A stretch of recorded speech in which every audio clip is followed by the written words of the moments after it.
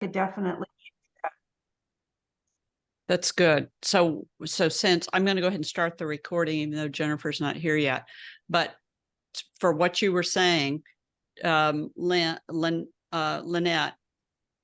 Sarah had her focus peaking on, and focus peaking is the same thing for us in Canon, same thing in Nikon. If you're on manual focus, you can turn on focus peaking so that you can see the edge of whatever is in focus. So I have my color set to red, excuse me, to yellow. So you can set the color to yellow, red, or blue. And then wherever you focus, when you focus the ring, whatever's in focus will have a little yellow edge on it. Oh. And I use that for doing, give you an example, I use that for doing some macro work in the snow one time of, stuff in the snow. And because the snow was all white, it was very hard to tell where the focus was. But then if you use that focus peaking, then whatever was in focus was now outlined in yellow. Oh. So that's what focus peaking is. But then also Sarah has a focus peaking for, you had the zebra set, Sarah. I had zebra for exposure. Yeah. But I had my focus peaking set at red, and that's where all the red sparkles were coming from. Gotcha. So that's the red sparkles. And then she also had the zebra set, which is like our highlight indicator set. So that meant that everything that was dark, according to the light meter, was solid blue. So what Sarah was seeing through the viewfinder was a lot of blue and a lot of sparkling, telling her that that was in focus. And then Nothing else. You couldn't see anything else. Yeah. So now I got it. Yeah. So it's learning curve, learning how to use the camera. It's going out there and doing it and learning. Yeah. Now, Lynette, did you figure out why your R5 wasn't working? No, I don't know what's going on. The first time I used it for Star Trail, which is the photo I sent you with my assignments. Yeah. I had it at 800 ISO 800. And I thought, and I think I had it at 30 seconds for some reason. And the photos were so light. And I said, what in the heck did I do? Maybe 30 seconds is too long. Maybe I need to come down on my ISO and so on. So the next night, because this week has been beautiful sky, I could see my Big Dipper, my North Star. Wow. And so I've been out every night, Kathy, trying to do this. And my Velo is attached. And so I set it, I look at my camera, it looks okay. I take the first shot and it looks okay. So I leave, I go back to get it, no photos. And I did that on my R5 for like 3 times. And that's because you're not in bulb. I am. But you set your shutter speed for 30 seconds. I cut down my shutter speed to 20. But you're doing pinpoint stars or you're doing star trails? Star Trail. Star Trails is 4 minutes on your Velo. Oh, yes. 4 minutes on my Velo. Sorry. Yes. 4 minutes on your Velo, but your camera has to be set on bulb. Yes. Because if you're not set on bulb, then it won't do the 4 minute exposure. I did that. You did that. And then you came back and it only took 1 picture? Yes. Okay. So you pushed the middle button on your Velo and not the start button. If you push the middle button, it takes 1 picture and that's it. But if you push the start button, it takes picture after picture after picture after picture. Okay. But you got a star trail. Yes, it was a really hard work, Kathy. Okay, let's look at your homework. So yeah, y'all are working it, and I'm so proud of you. Talking about learning, I mean, Yes. learning. I said, Big Jonathan, learning. help me. I can't do this. You know how technically challenged I am. I'm right And there with you, Lynette. it's like But you work it out. You stay out there long enough and you work it out, you know? processing. I did Yes. it myself, and I am so proud of myself because that is a leap. Yes. Yes. Yes. Yes. Yes. You did it. You did it. Okay, let's look at your homework because y'all did a good job on your homework. I'm so proud of you. Okay, so and we're recording this, so I'll share the recording with you. Okay, Sarah, I'll start with you. And so you went back and cropped this one for us. Right, per your suggestion, and you're absolutely right. I think this is a much more pleasing photograph without the extraneous tree line to the right. Yeah, definitely. Looks really good. Very nice shot. This was the night of last Thursday night, and we had a beautiful sunset that night, prettier than I'd had all the week before. And so I ran out with my camera. And it's beautiful. Yeah. Yeah, it looks real good. And this is a good example of if there's not anything interesting going on in the foreground, then don't include the foreground. You just need a tiny, tiny bit of the foreground. Right. But that's very pretty. Colors are beautiful. This was my first try at Nick's. This is the same sunset. Now this one is a few minutes earlier than the other one. That, you know, as the sun went down, then the clouds had more and more color. This is so this is a different photograph, and I think in that one I just included more foreground, and I don't think I cropped. But this was my first try at Nick's. I'd never used it before, because trying to bring out more of the sun rays. In here. Yeah, I don't like it as well as actually I like the photograph without using Nick's. Yeah. But yeah. At least you tried. And notice, look real closely, and you'll see that there's a white line. Yes. Right along in here. And that right along at the horizon. And that white line is because you pushed too much. And so if anything, that area right in there should have maybe been erased a little bit. Pushed too much on which slider? The detail extractor or something. Detail. Okay. Yeah. And with Nick also, there's a thing called a brush, and you could only do the sky and not do the foreground. But you got to watch for artifacts like that white line across that horizon. I saw it, but I didn't really understand where it was coming from, or therefore how to fix it. Yeah. But good job. I was going to ask you, at any point in time, do you think that, you know, if you're ever looking for more things to do on YouTube or even a class, because I don't know how involved it is to know whether or not it lends itself more to a YouTube or an actual class, but a tutorial on using Nick. Okay. And some of my favorite ones in Nick. Yeah. So I don't know how complicated it is, whether it would lend itself to a YouTube or lend itself to an actual class, because I don't know. Yeah. But either way, I would love it. Super. I do that in the alternative processing class, but I just don't offer that very often because not too many people show up. Yeah. I don't have that either, Kathy, but I would like to learn like Sarah. Okay.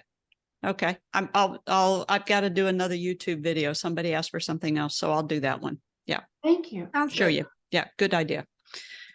And then this is lovely. This is just absolutely lovely. I'm glad you like it. I wanted to do more city light, man-made light earlier in the evening, because when I did it before, that was the Congress Avenue one, and it was already so late at night. It didn't really fit the homework assignment per se. So this is just one of our little buildings on our one little teeny block of historic downtown Dripping. And because Dripping itself is supposed to be a night sky community. Mhm. Um, there's very few of the buildings in that one little block that actually have, there's a prettier building, but there was a car parked right in front of it. Uh-huh. So anyway, I went down there one Sunday night when there Uh-huh. was little foot traffic or traffic, and there you go. It's beautiful. And you know, it's got a great starburst on it. And you see how pretty it is with that twilight sky and the man-made lights. The Yeah, harmony between the two of them is just beautiful. because it was earlier in the evening. Uh-huh. It Yeah. is beautiful. I love it. Yeah. Beautiful job. And good composition. So you're working on all of that as well. So good job.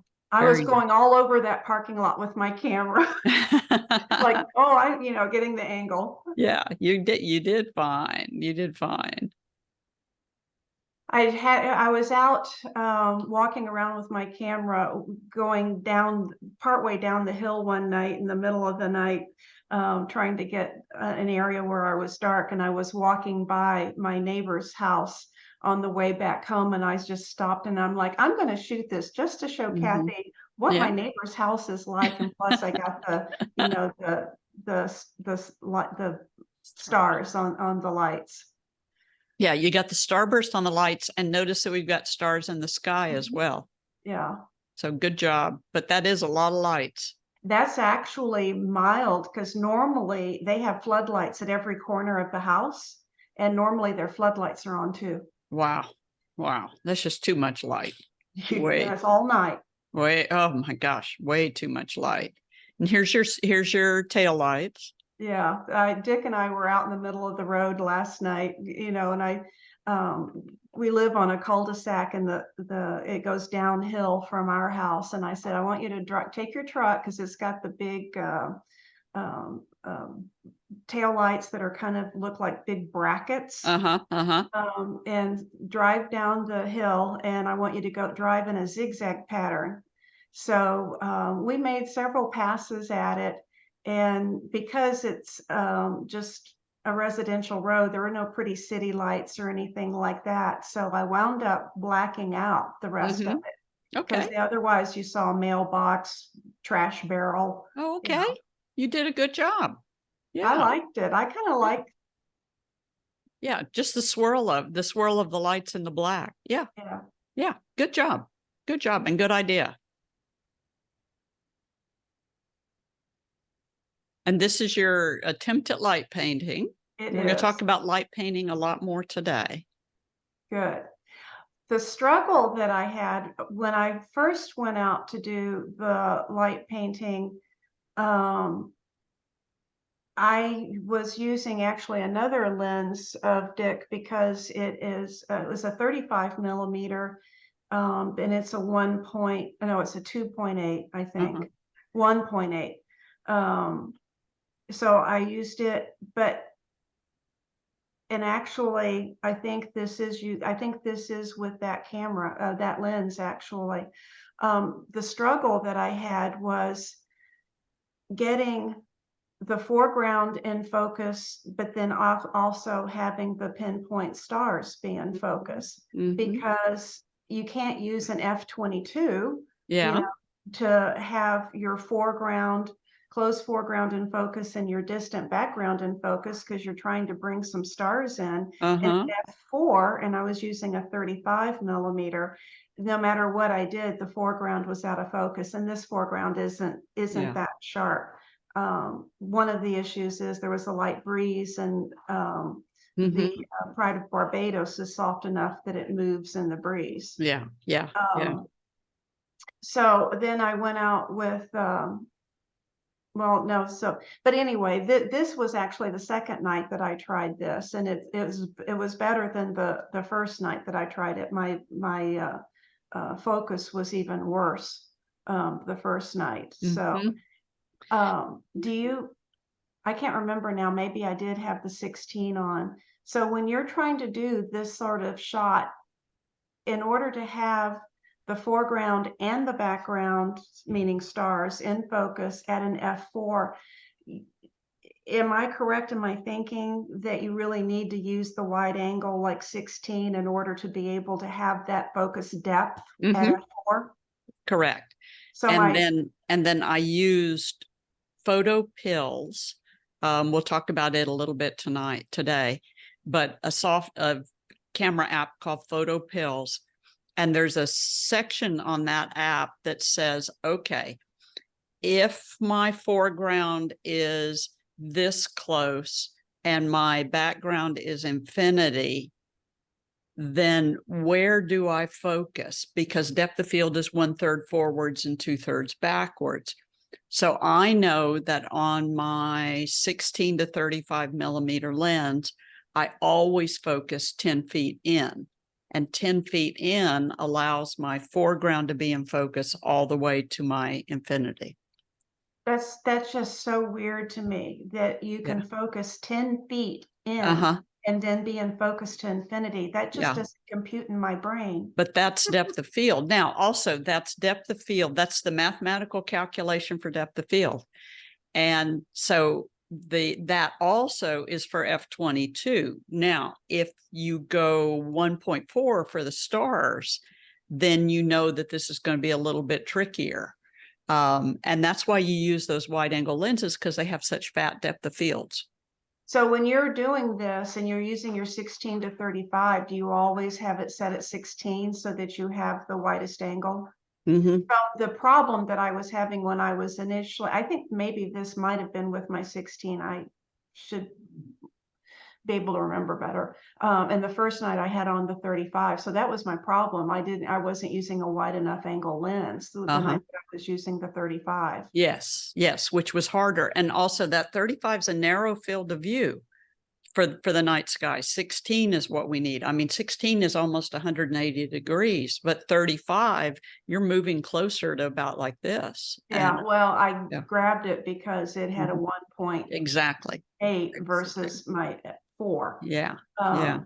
And then my other question is, do you always, I think I know the answer, but I'm Uh-huh. going to ask, you always select the subject in your foreground to be something that's not going to move, like a Yeah. cactus isn't going to Yeah. blow in the wind, like a Yeah. flag of Exactly. Barbados. Exactly. Exactly. That's kind of a duh. Yeah. Yeah. Yeah. Yeah. Yeah. And also with your focusing, you don't want the subject to be super close to the front of the lens, because the closer it is, the harder it's going to be to get your stars. So it's a balancing act. Yeah. Yeah. So this is my house actually. Uh-huh.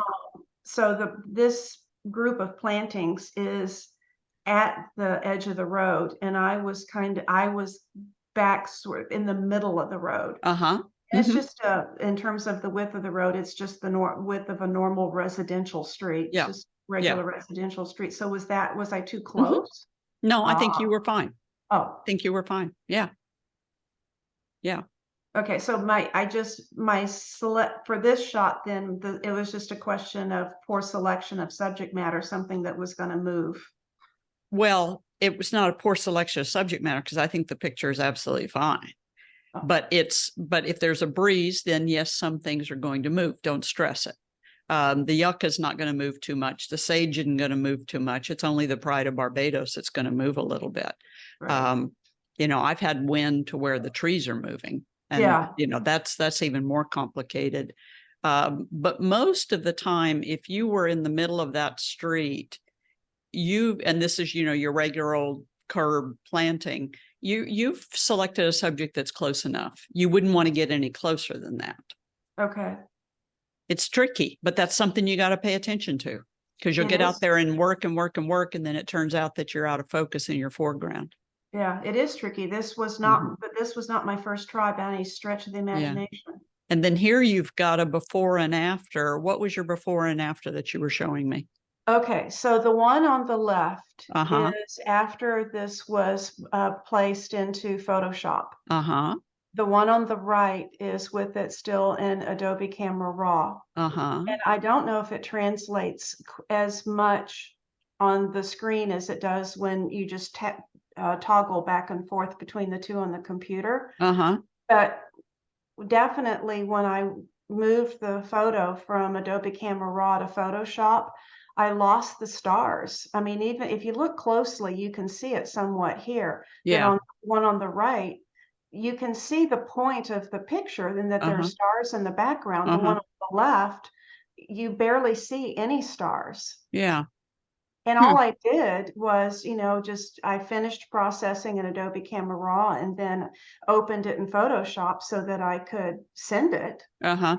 without making any other changes. And I think there's a definite change in the photo, In the way it looks. in the way Yeah. it looks. Yeah. And it could be that when you were over here in Adobe Camera, or you're over here in Photoshop, Yeah, and notice that, well, it can't be that much. Notice that you're 16% magnified, yeah, but over here in Adobe Camera Raw, you're 17% magnified. So it's not much more magnification.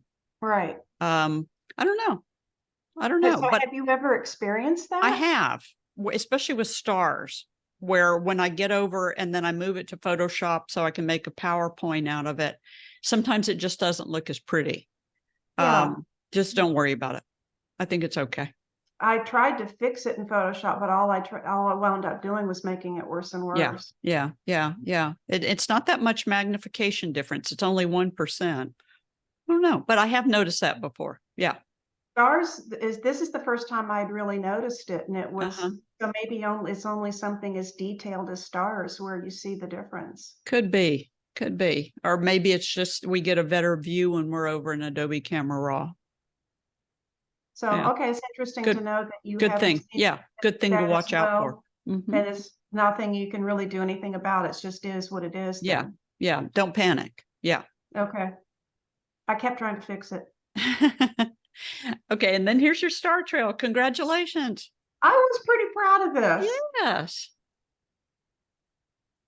So, yeah, I wanted something in the foreground that wasn't going to move, and I don't have windmills or something neat on my property. So I took a corner of the house, and this is a antenna that Dick has up for that when he used to do ham radio, and then it's Uh-huh. got a weather station on it. And I thought, well, it's kind of like communicating with the stars. Yeah, it's true. And That's true. so I just picked that corner of the house. Yeah. Dick says that I leveled the camera with the level in the viewfinder, Uh-huh. so the camera was level. Dick's would have liked it a lot better. He said if I had leveled the shot with either the roof line of the house or the vertical of the antenna, it bothers him that is at a skew angle. I looked at what it would look like if I leveled the photograph, on either of those after the fact, but I would have had to have cropped too Yes. much, and I wasn't willing to lose that much of the picture. Yeah, I agree. And yes, it would be nice, but then at the same time, I kind of look at it as like you communicating with the stars. It doesn't And, bother me that it's like yeah. that, but Yeah, it looks good. I noticed that right here, you've got one gap. yes, What's that one gap? I don't know. So it looks like maybe you took, I suspect maybe this was a test, and then you checked the camera to make sure everything was okay, and then you started again. It may be, but I didn't think I did. I thought that when I selected my photos for the layers, I thought that I selected all the ones after I turned on the, I have trouble with this word, Intervalometer. that thing. Yeah. And walked away. I didn't think that I selected any of the test ones, but Uh-huh. maybe by accident I Yeah. did. Yeah. It's that one little one right there. Yeah, But you did a great job. Look at all the colors of the stars. yeah. Yeah. There was some processing there. Uh-huh. That's okay. Um, There's some processing in these things, you know? Yeah. If you look at towards the top, the two brightest streaks towards the top, there's a Uh-huh. little bit of jaggedness there. Is Uh-huh. that lack of focus? No. No, that's just as we're going around the corner, sometimes we get that. Oh, okay. Yeah. I thought maybe it was me not being in Mm-mm. focus. No. See, it's a little smoother over in here Yeah. and smoother over here. We just occasionally get these little things like that. You just Okay. can't stress it too much. Yeah. So Just I must add have, to the photo. I Adds to must have the, accidentally included one of my test shots. I didn't think I did, but you're right. I must have. uh-huh. Yeah. There you go. Good job. Good job. you. And not bad for Dripping Springs. Yeah. Oh, that was 23 exposures. Oh, good. So a couple of hours. Yeah. No, 4 minutes, 23 exposures. It was shy of a couple of hours. Yeah. But do you see how well you can do just in 20 something shots? Right, It doesn't really have to go all night long. right.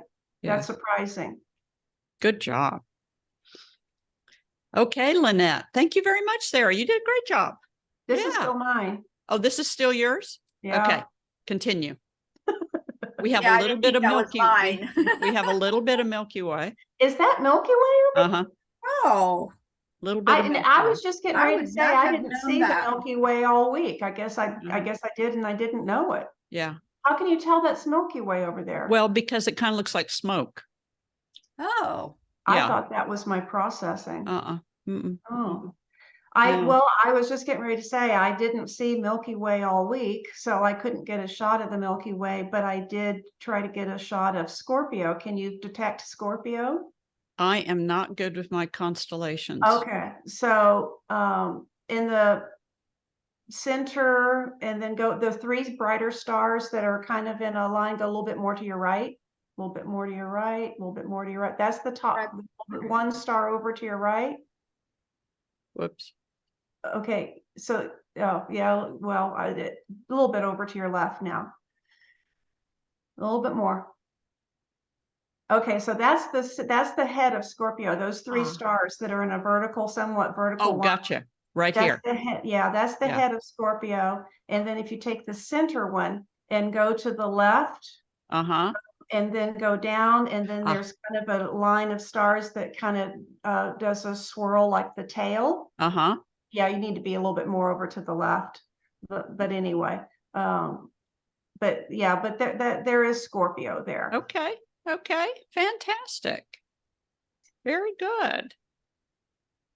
You have Very to kind of sort of, it helps to have seen the overlay of the constellation in one of the apps over the Mhm. stars to Mhm. help you be able to picture, Where what it that's is. the tail. That's Yeah. the tail that's starting to loop up. Uh-huh.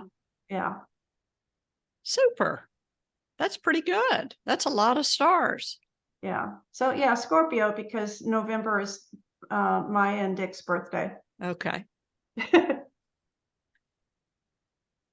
Um, Is this still yours or is this Lynette's?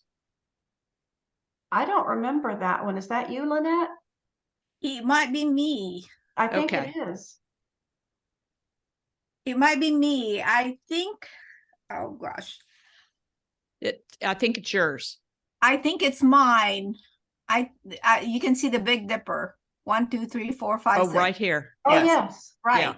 Yeah. And I know the North Star is right down at the bottom. Uh-huh. Because Right here.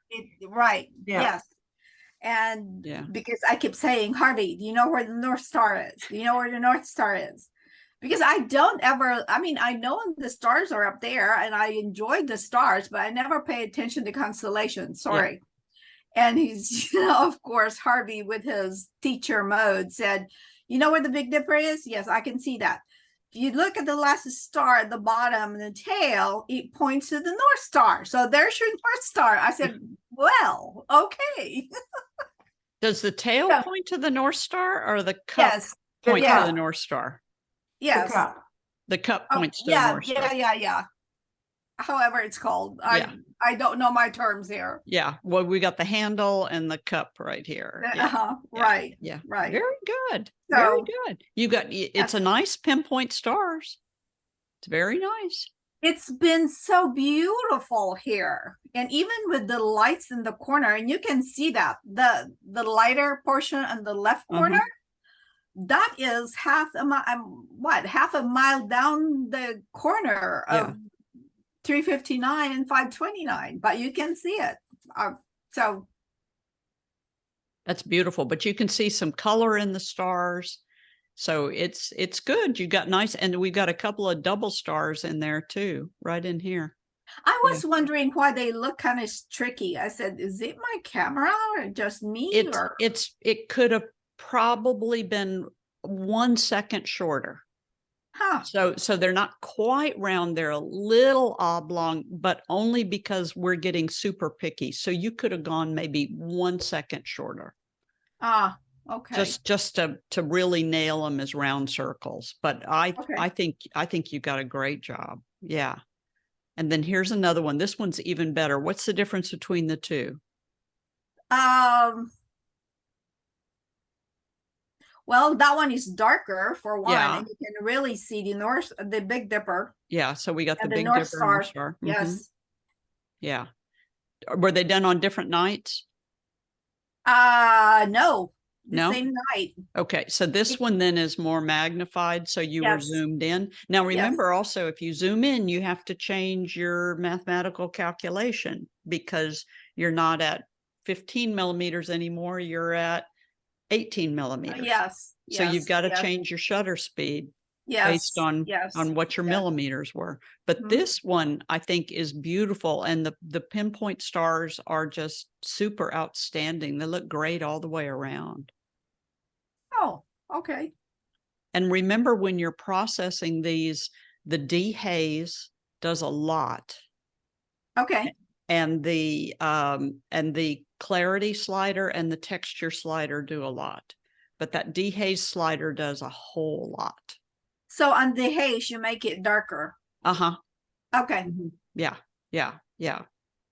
So this is beautiful. It's a great evening star. It's beautiful. Yeah, it's got great color to it, got great pinpoints.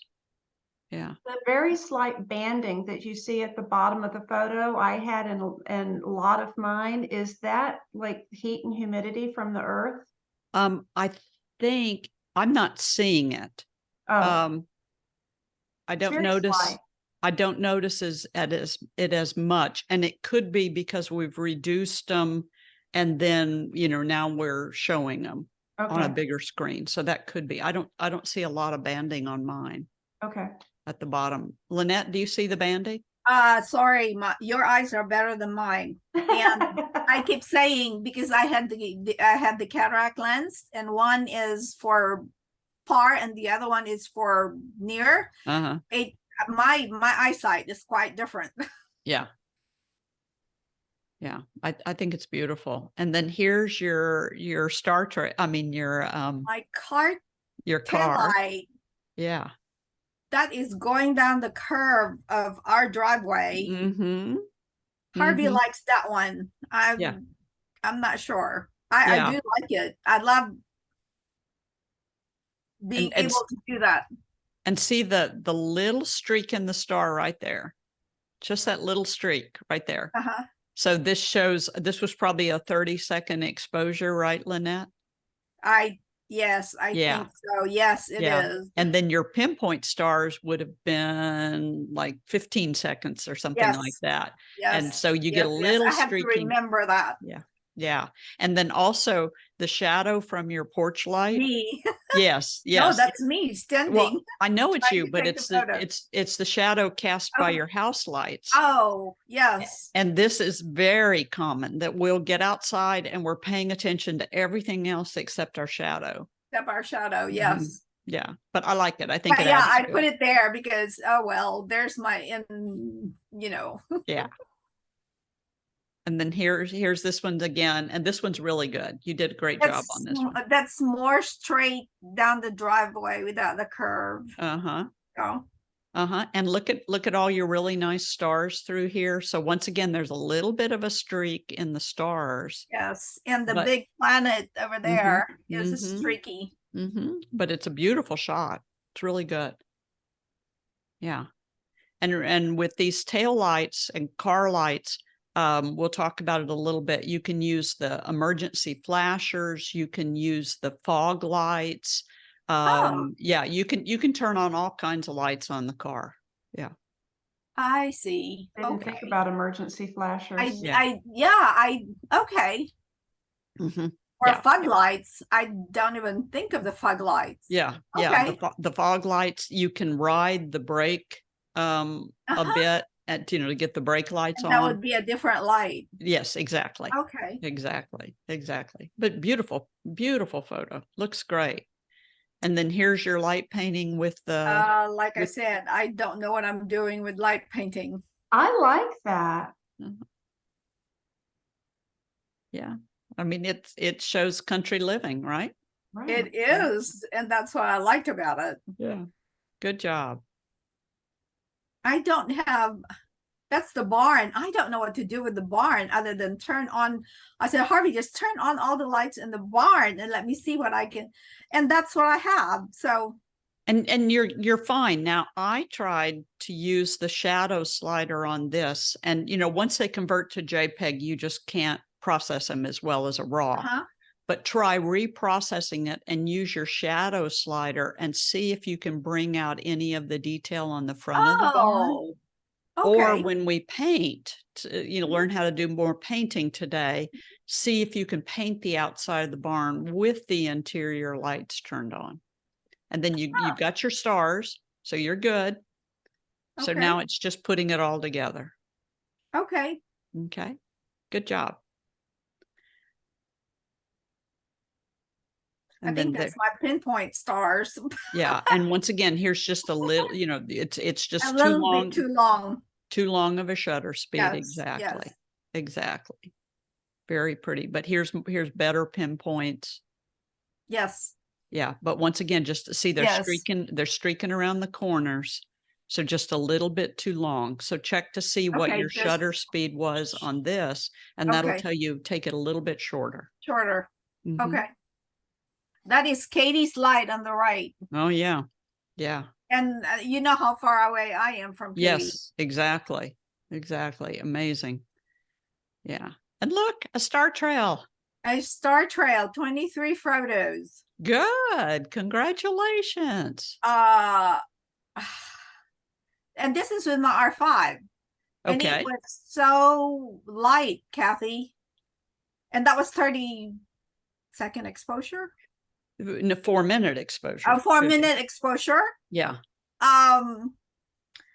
But I worked on the processing. I darkened it. What can I say? Now, I also with all of us, we live in a lighted environment. Even though it looks like it's nighttime, it's not for photography. So it isn't. So where we did 4 minutes at maybe 1600 ISO or 800 ISO, because there's so much ambient light, we might need to go 400 ISO, 200 ISO, or maybe even 100 ISO. So that's where your test would come in. And then the sooner we start after sunset, before it gets totally dark, the end of astronomical twilight, then those pictures I'll usually throw away because they're too bright in the star trail. It's not until it gets really dark that we get going, but sometimes that ISO 1600 is just way too much because we have too much ambient light. Yeah, this was 800. Mm-hmm. And I thought, yeah. Now, Sarah, I do see banding on this one down Okay, here. and that's what I got that a lot in mind. So is that heat and humidity? What is it? No, I think it's more ambient light coming up. Oh, okay. Yeah. Did you do any processing down here, Lynette? Yes. Okay. No. No. Okay. No. Yeah, because this could be too much light coming in down in here. Okay, so it's light when I see that. Well, yeah, I knew, and I sent you 2 more photos that's lighter at the bottom, but I think that's just light from below. Mm-hmm. And lots of airplanes. Yes, well, you know how near I am to the airplane flight. Yeah. In Katy. Yeah, exactly. That was good. And did you send me 2 more, Lynette? I did, but you may not have gotten it. I don't know if you did or not, but I said I sent you 2 more star Okay. trails. I'll include them in next times. Here, It's one second. fine, Let me it's fine. I see ju- real fast if I've got them. Oh, they're the 2 more star trails. Okay. Let me put them in real fast. And I think when I did my star trails with my test shots, they were so bright. I think I'll have to look at the EXIF data again to make sure I'm remembering correctly, but I think I even backed it down to ISO 100. And sometimes we have to. And I think that's what I need to do, because those 2 photos are 400 were still bright, and I had to process them and made them darker. Oh, and one second, let me modify. There you go. I see what you're talking about. Okay. Oh yeah, I see what you're talking about. Okay, those are good examples. I'll be with you in just a second. It's nice because you all have worked through a lot of the problems. Tried to. Yeah, really. Me So- especially. So that everybody else, okay, where's my little zoomy thing? There we go. And so now we're going to share screen and share my desktop. Okay. That is at 12 o'clock, from 12 to 2 a.m. this morning. That light one. This top And one. that's at 4, yeah. Can you all see? Yes. Yeah. And it's a good star trail. So I think, have you tried processing it? Yes, the other one is processed, and it's the same Yes. photo. Exactly. Oh, good processing. Exactly. Yeah. And this many times is what we have to do. So you've got, you've got good structure, good bones, everything's looking good. And then you just have to process all of them at one time. You can either process after you blend it, or you can process them all as a batch. And then when I you process darken, it after I blended. okay, you can do either one. And, since they're raws, it's better to process them before you Before? blend. Oh, Yeah. okay, okay. Yeah. And then But you that get would- more structure out of it. But that would be Okay. processing all 23 of them, correct? But you do it as a Ugh. batch, right? Oh, yeah. Oh, Yeah. yeah. Yeah. You highlight them Forgot all. about batch. Yeah. Darn. There are 33 or 36 photos in this one. And this is my Congratulations. RP. Yeah. Yeah. Yeah. You did a good job. You did a real good job. And we've got one little satellite right down here. There's a satellite. And one plane. And then one plane, and then And another one at the bottom. yeah. And this is probably something else, because see, it's not blinking. If it's not blinking, it's Oh. not a, it's a once again, it's a satellite or something. If it's not Might be blinking, our satellite. could be. Could be. Yeah, that's beautiful. You did a good job. I Congratulations. really like that, Lynette. Yeah. Thank you. Like I said, I was like a dog with a bone. I have to do something about this. And you all are both far enough away from the mainstream lights that you can at least pull something out of the sky. And so I'm proud of you. You both did a great job. Great job. Kathy, I've always loved your star trails, and I've always wanted to learn. And Big Bend did not do it. Costa Rica didn't do it. And the sky was really pretty this week. And so I was just determined to do it. Good. Congratulations to both of you. You both did it really good. I'm proud of you. Thank you. Yeah. Okay. So let's cover what we need to for lesson 3, and then send you on your way for your homework for the next week that you get to work on.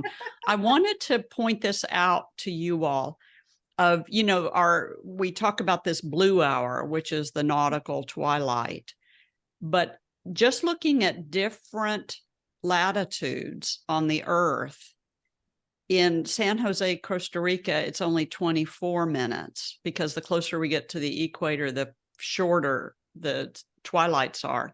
Houston 28 minutes. This was all for the exact same day of the year. But we get to Pocatello, Idaho, and it's 37 minutes. And then we get to Anchorage, Alaska, and it's 67 minutes. And then Anchorage, for this day and time, it will stay astronomical twilight all night long, which means you could go out and do photography all night long. So, you know, it all depends on the time of year and where you are in your latitude on the Earth. So how long we're going to have. So here in Houston, it's roughly 35 minutes for each one of the twilights. But you see for this day, 24 minutes, 28 minutes, and 35 minutes. So not always 35 minutes, but that kind of gives you an idea at least. And so painting with light. So you all have got your star trails down. You've started working on painting with light. So let's get some more detail into painting with light. We've got man-made lights, we've got different types of lights we're going to use, and then we've got car and tail lights. Yeah, Sarah, you had a question. No, I was No. just oohing and awing over the photo. Okay. So here's, Big you know, Ben. we got Milky Way right here. This is out in Big Bend. So you can paint depending on what color of light you're using, what type of light you're using, you're going to end up with different colors. I always advocate that you keep your white balance on auto white balance. Some people for night sky photography want your Kelvin set at a certain rate, but I think then you forget about it. And so for me, I just leave it on auto white balance all the time. But if we use one light, we get this color, for instance, is kind of amber color. If we use another light, then this is just a simple little blue flashlight at Block Creek painting my little house. And you see that interior lights can get very, very bright. So if you're going to try to include a house with interior lights, it might mean all the blinds are pulled down and you only flick the lights on and off as opposed to leaving them on the entire time. This is a 30-second star trail, 30 seconds, 30 seconds, 30 seconds instead of 4 minutes. And that's that jerkiness that you get in the star trails. So the shorter your star trails are, the shorter your photos are, the more jerkiness that you're going to get in your star trail.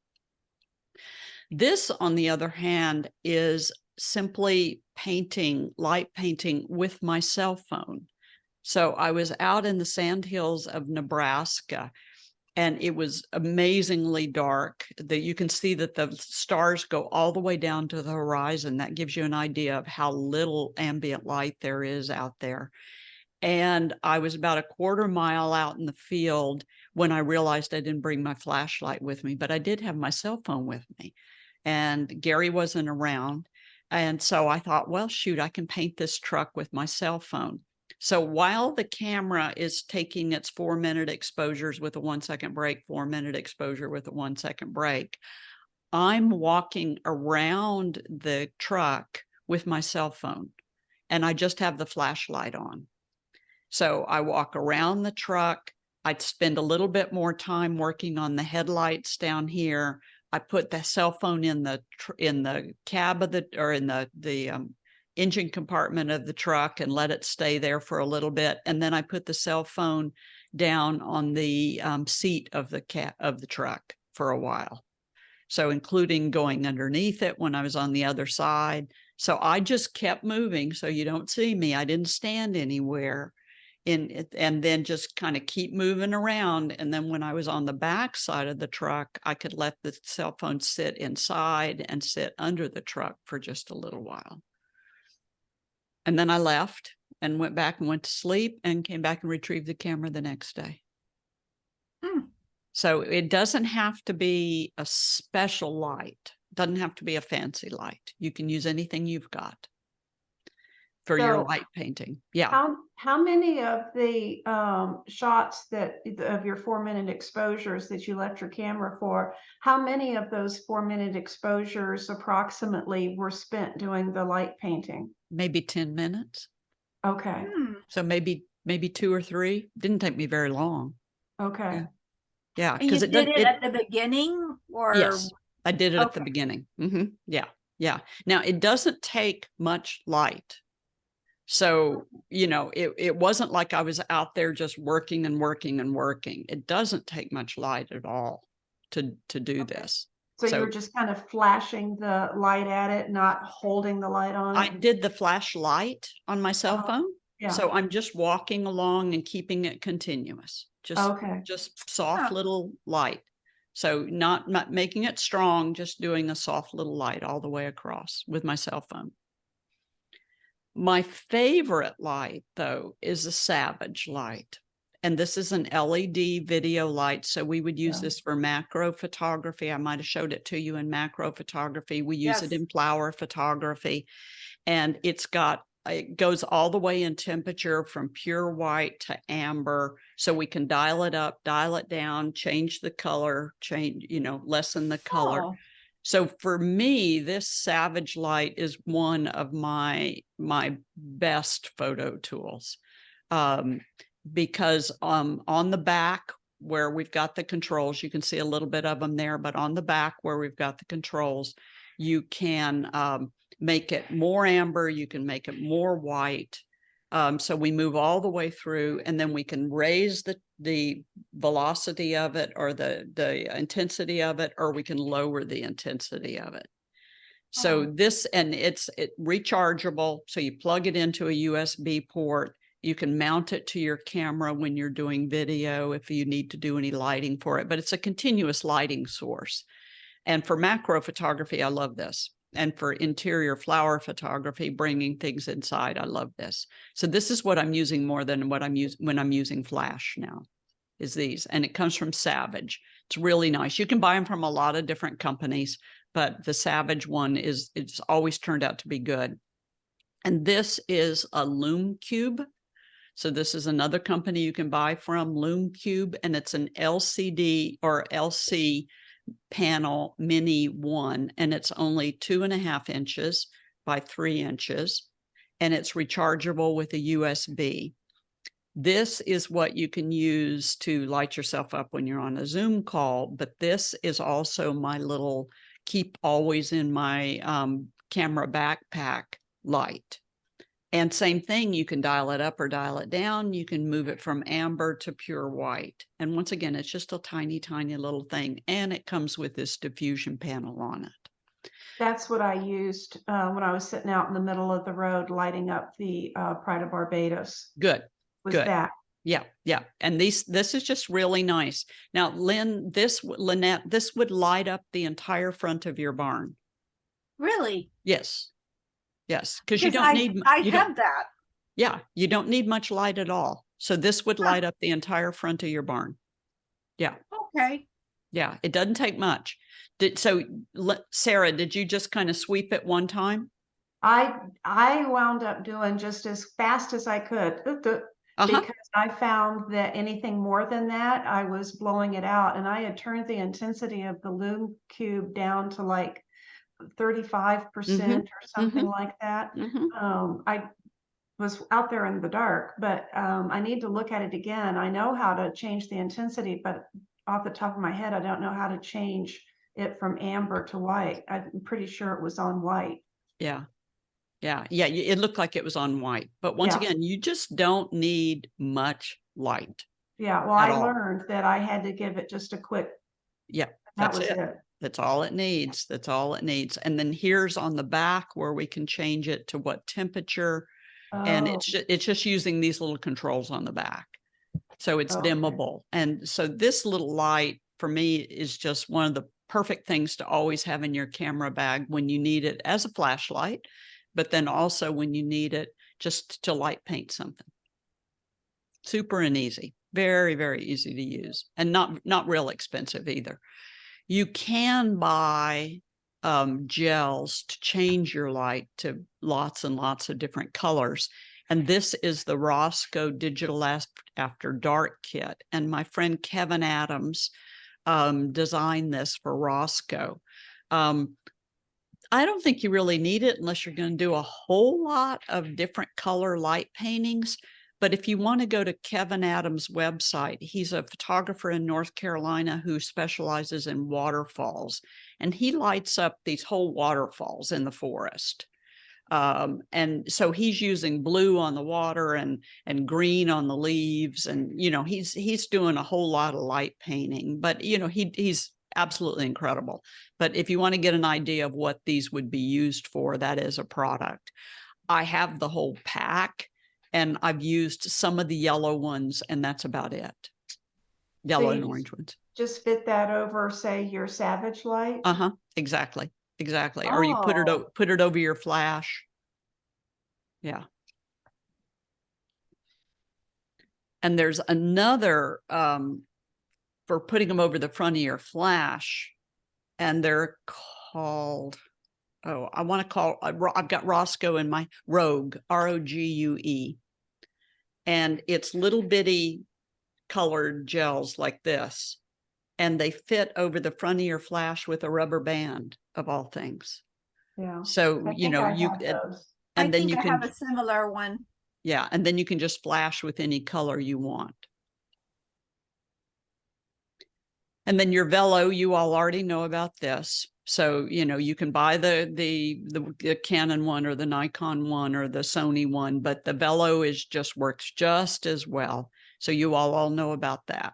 So we're good on your shutter release. And then when we go to do our light painting, this is what just a regular old ordinary flashlight looks like. So this is just the sweep of a flashlight. And a thing that I like to do, by the way, is I like to only have the light go from one direction as opposed to painting and sweeping.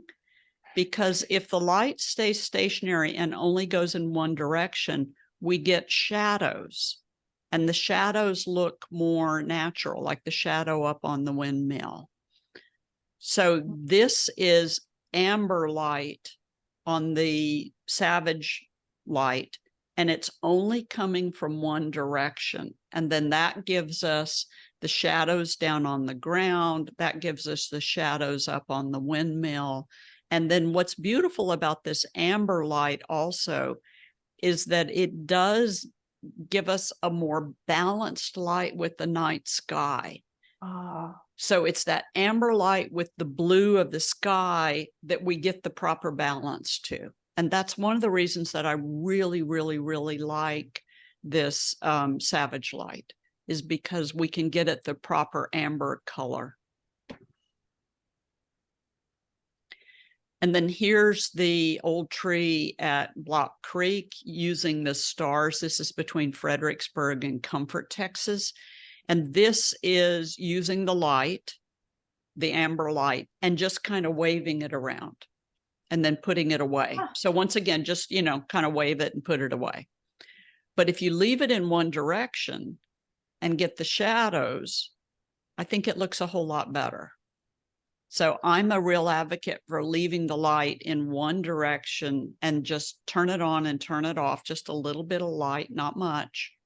And then it adds to it because we get the natural shadows.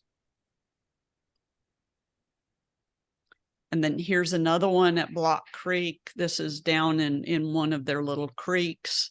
And this is a real simple, once again, amber light down here in the foreground, just to light up the foreground area and the creek, and then letting the night sky do its thing. But you see the balance between the two of them. So we don't have to do a lot of white balance changing when we use that amber light. But this one, to get it up in the trees, it's a little bit more of pointing it up in the trees, pointing it down, and, making sure that you're getting enough light going on in the trees. I don't know if you can see it or not, but there's a smudge right here, upper right-hand corner. You see that? Very faint. Yeah, that's a moth. A moth? When you start painting with light, the moths come to the light. Yeah. Oh. Yeah. So it's just a moth. Yeah. Not much we can do, And then here's the Savage LED light on the Star Trail.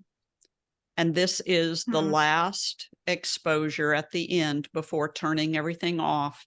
and standing off to the side and just flip the light on, flip the light off. That's it. Just probably 1 second of light. Huh. That's all it is. We don't need to paint the entire time. We don't need to use the light on all the time. We just paint for just a little bit of a second, just on, off. And once again, you kind of like the shadows. You all saw me process this one last week. And this is the Savage LED light. Once again, last exposure, just walk over there, turn it on, turn it off. And on your last exposure, by the way, make sure that you let it go the full 4 minutes, because that, you know, that's once again, just kind of wrapping everything up. So don't turn it off before you finish that first, you know, full minutes, 4 minutes. Now, here's something that's just a little bit different. So this is Burrishoal Abbey over in Ireland. And it's a large abbey. And if you've been to England or Ireland or Scotland, you know, these ruins are just hanging around out in the field and nobody cares if you go out there and nobody cares if you do anything. So this is a 4-minute exposure, Sarah f/22, so that we can get all the depth of field, ISO 100. And in that 4-minute exposure, I am walking around the outside of the Abbey and painting it with the light. I'm further away than what I was on those previous shots. So, you know, it gives me the chance to paint everything as I'm walking around. But you notice also that the windows, or what looks like windows, where it used to be the windows, are lit up. Those are tea lights. So I bought a pack of 24 tea lights, those little fake candle lights, you know, and all you do is flip them on and off. So I have a whole box of those, 24 of those. And I put them in all of the lights in all of the windows and left them. So for that 4 minutes, it's a continuous light, but it's a very faint continuous light. So there might be 2 or 3 tea lights in each one of those windows in that 4 minutes. Do you recall what focus length you were at for something like that? Focus length? Yeah. So I'm at a 4-minute exposure, f/22. Right. The lens? Yeah. Oh, the lens? This is a 16. Okay, so you were probably at 16 then. Mm-hmm. Yeah. Yeah. And we have clouds moving. So you see, I've got a little bit of movement in stars too, but you know, we've got a little bit of cloud cover. Now, this one, on the other hand, is with the exact same thing, but instead of doing a 4-minute exposure, we did a whole bunch of short ones, trying to get the pinpoint stars. So that would be the 15 seconds. So we did a whole bunch of short ones and then did a photo merge. You know how you all learned how to do your layers. So it's the light and layers the exact same way that we did in Photoshop for the star trails. So this is a series of shorter exposures, and this is just one long exposure. Yeah. So you can do either one that you want, depending on how much movement you've got going on, what's going on. I personally like the long 4-minute exposure. I do too. Yeah. And so it just works. It just worked for me a lot better than the merged photos. Yeah. But that gives you some idea of, we can do an entire building if we need to.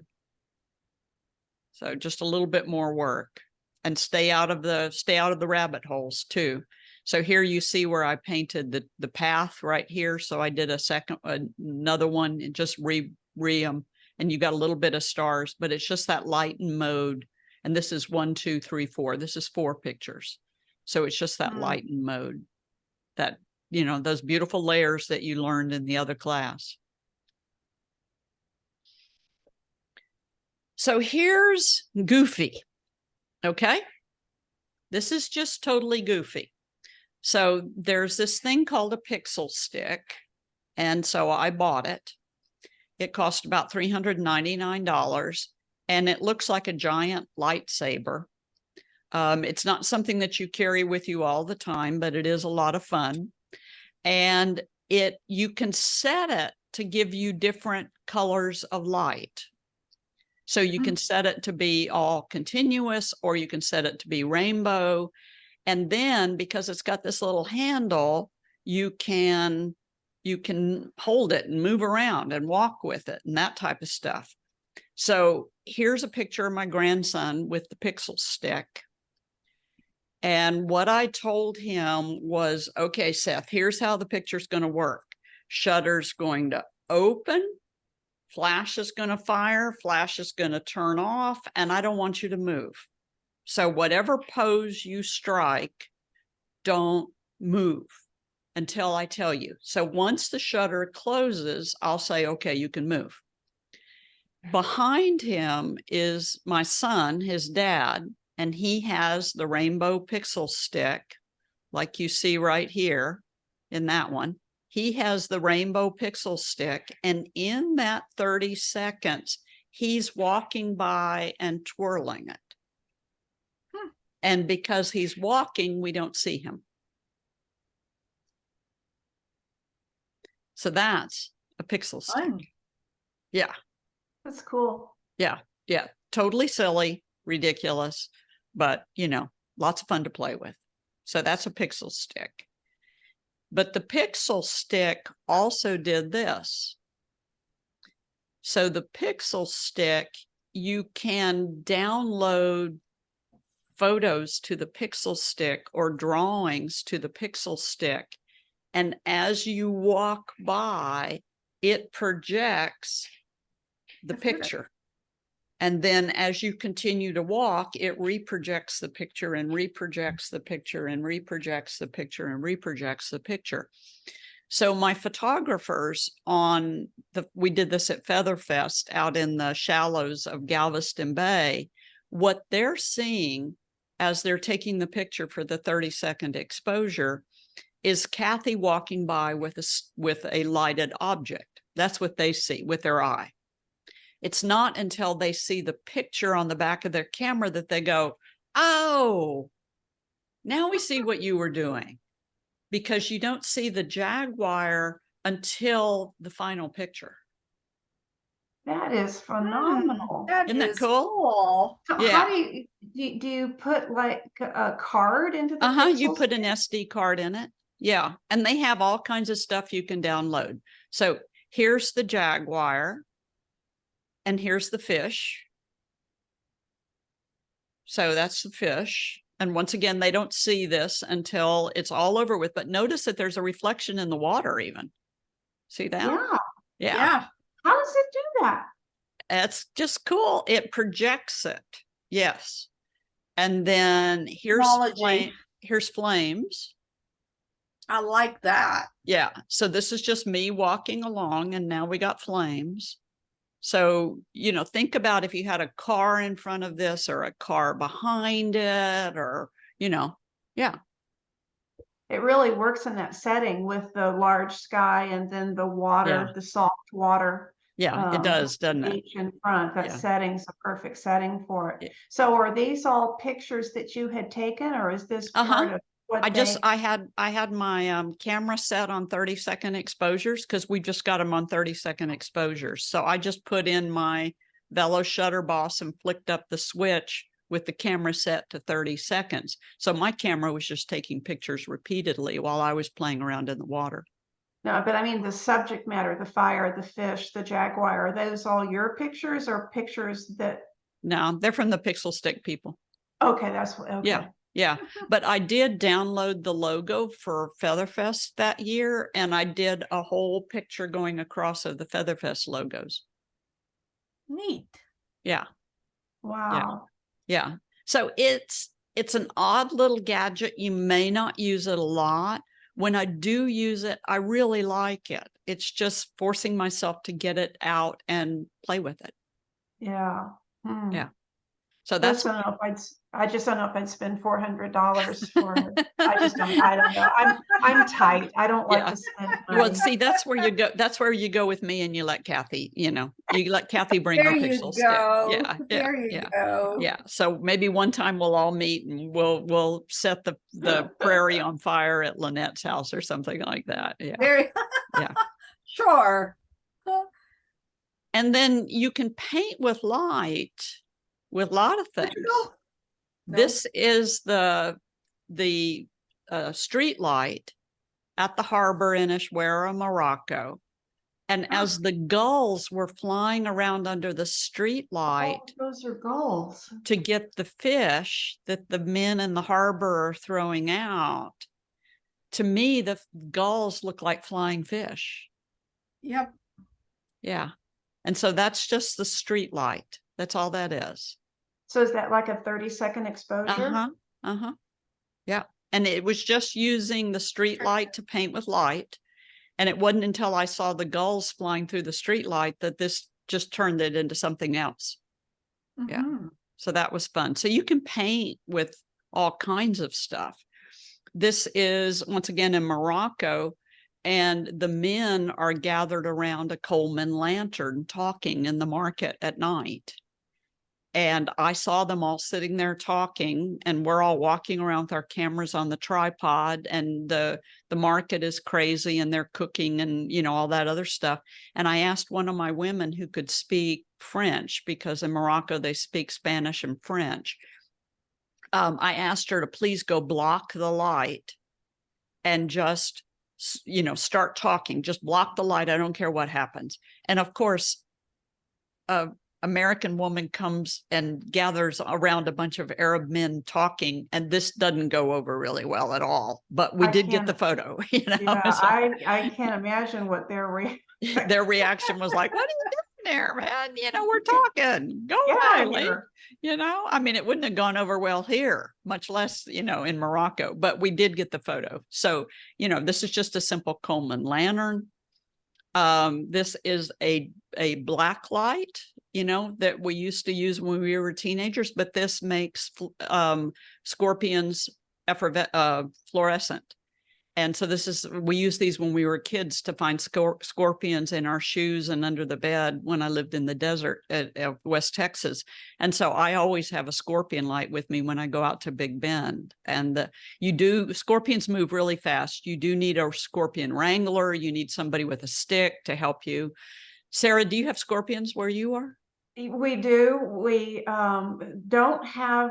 We had a lot more in the house when the house was new construction, because you disturb everything. So over the years, the quantity has slowed down. And I will admit that as bad as it is, I do have a exterminator service that comes out four times a year and just sprays around the foundation. I don't believe in killing everything out there in the wild. I know it's not good to do it at all, but I do have them come and spray all around the foundation to help minimize the critters like that coming into the house. Every now and then I'll find one, but not like we did the first year we were here. Yeah. I see them outside. I see them in the garage.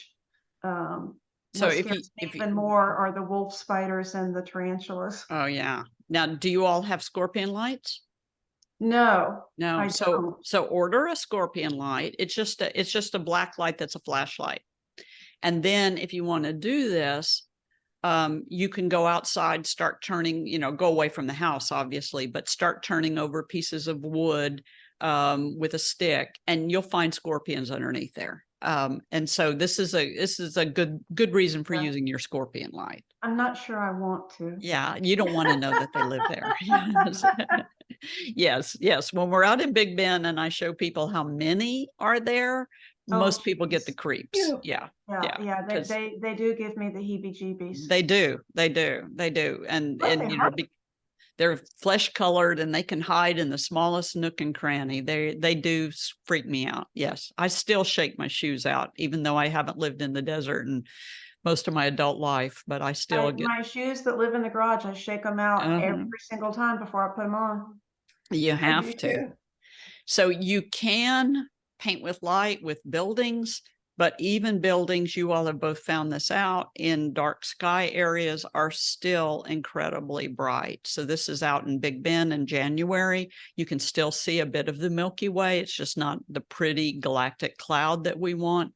But even though it's a dark sky place, you still have to watch out because there's just so much light. So you can use buildings to light up.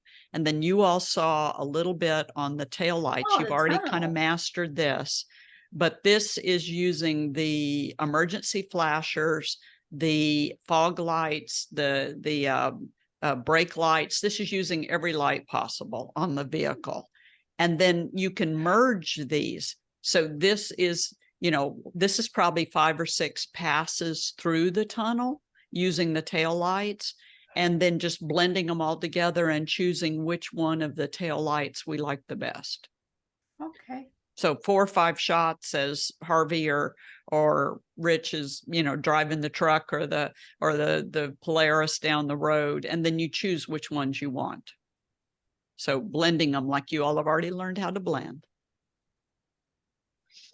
So this is short tail lights, because if anything, it shows how much traffic there is.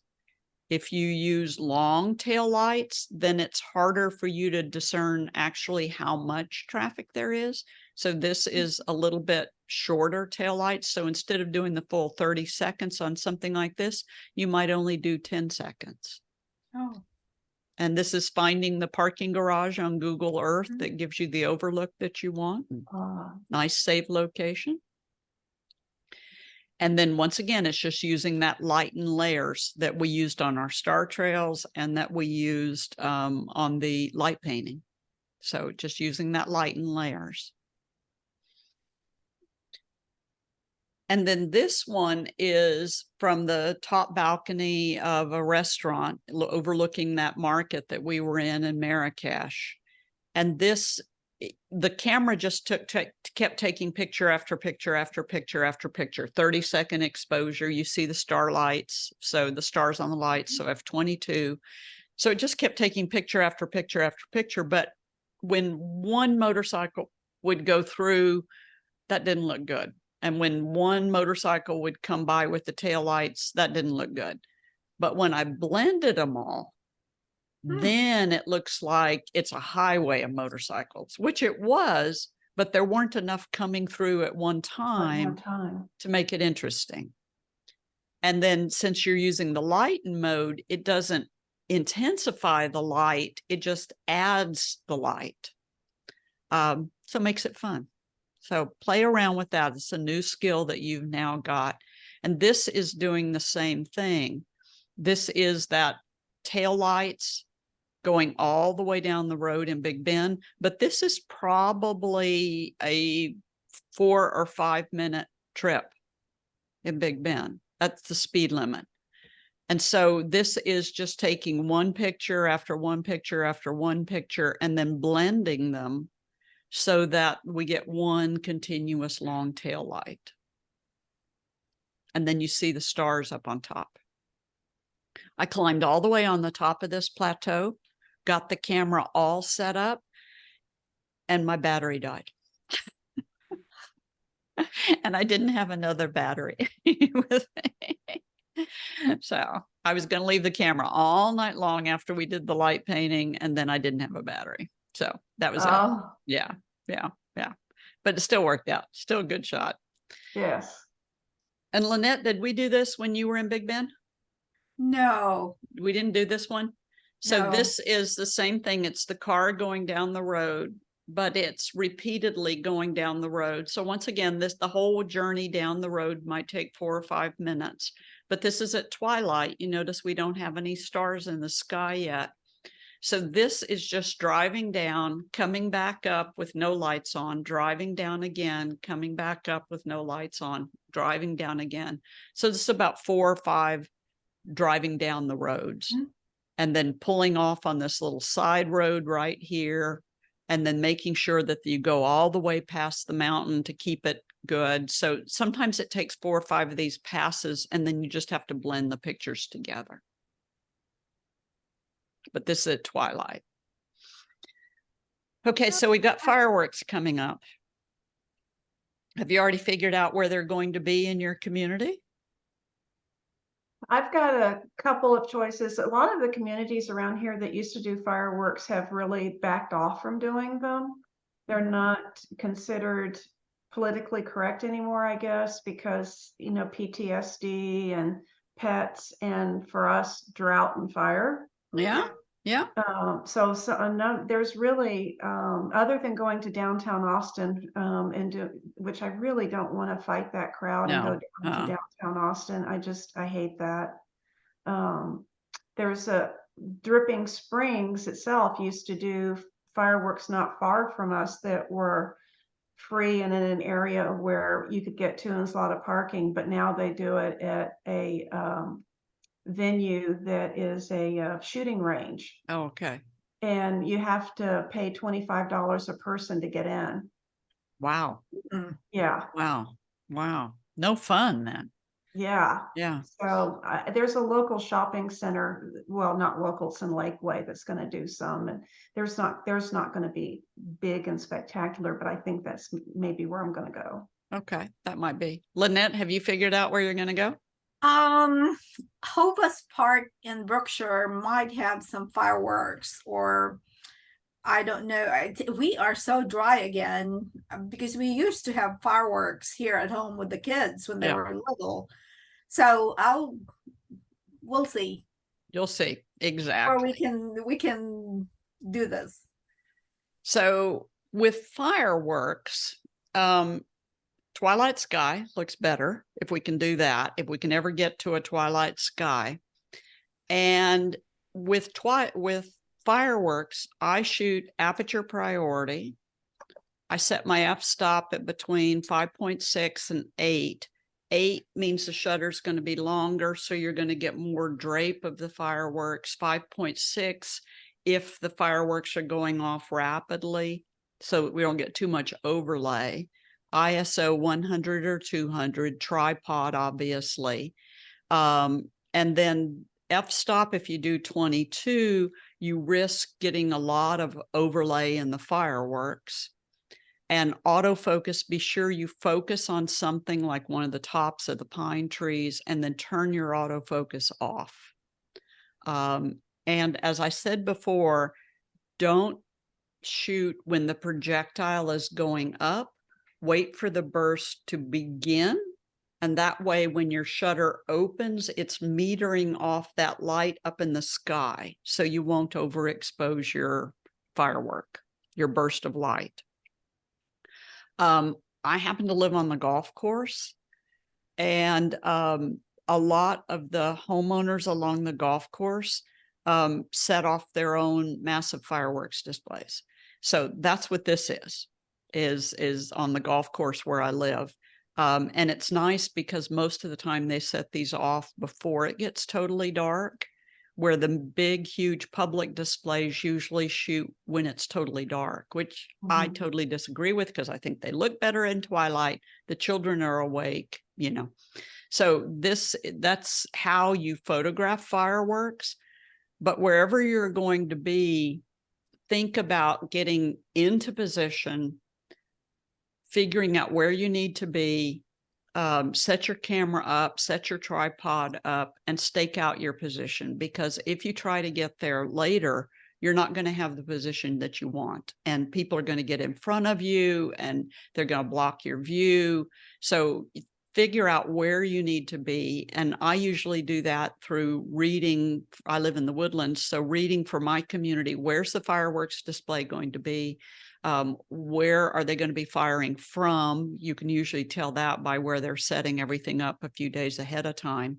And then what time does the firework display begin? Also, if you read the fine print, they will sometimes tell you that there are test fireworks that will be going up.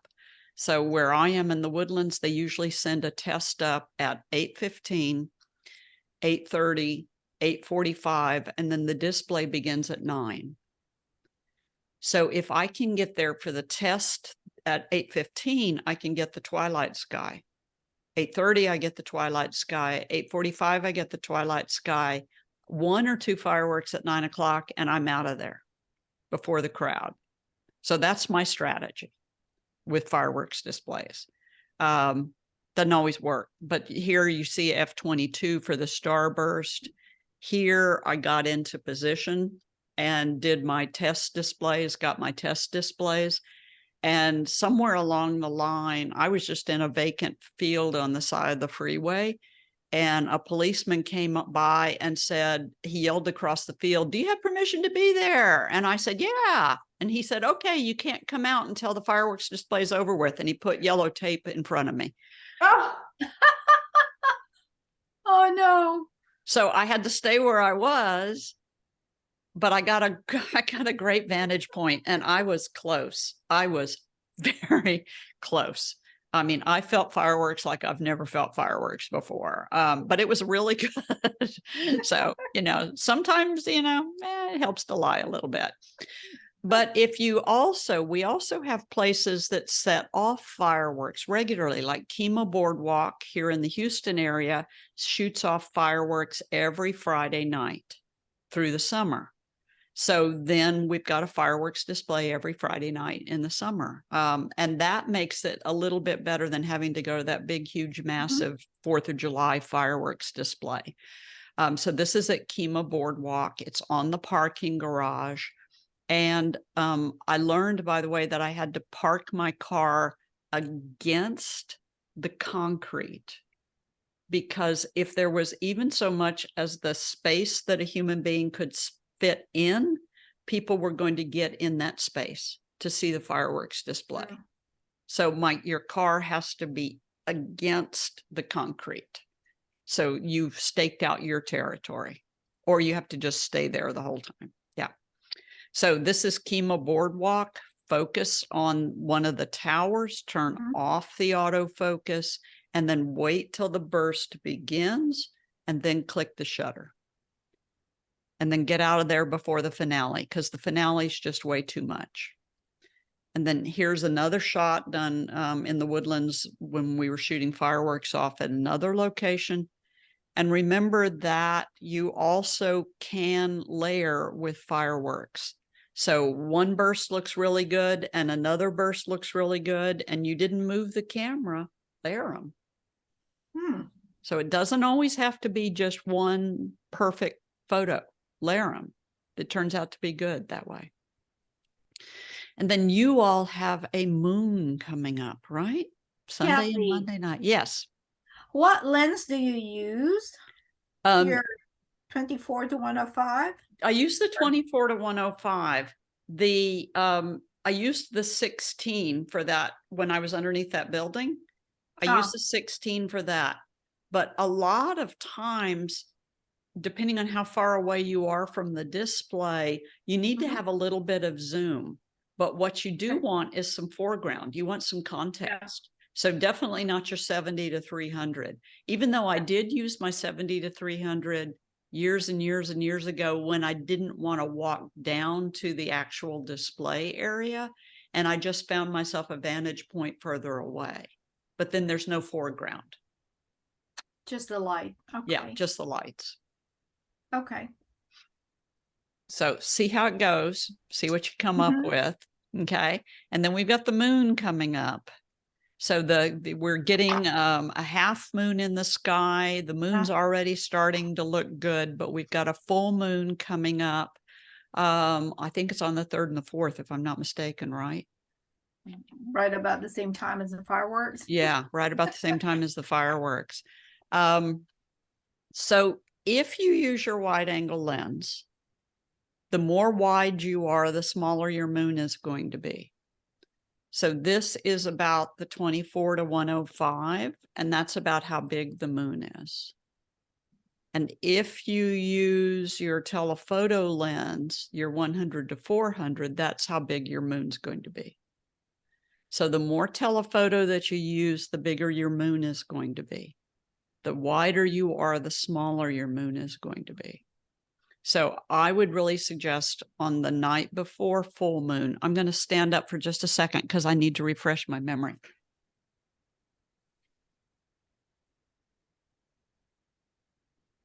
Sunday night, the 3rd, it's 8:11 for sunset and 8:26 for moon. So that Sunday night is when the moon and the sun are going down roughly about the same time. And then Monday night is where the moon is coming up. So Monday night should be quite interesting. But this is that night before the official full moon, when the moon still comes up in a twilight sky. But you see how much difference there is just based on the lens you use. Same little ridge line right here at Block Creek, but you see how much difference there is just with what lens you use. You two are both using mirrorless. And well, I think I come to this in just a second. So this is the moon on the full moon night, or the night after full moon. The moon comes up an hour later every night in our latitude. The sun goes down a minute later every night in our latitude, or comes up a minute later. So the sun is on minutes and the moon is on hours.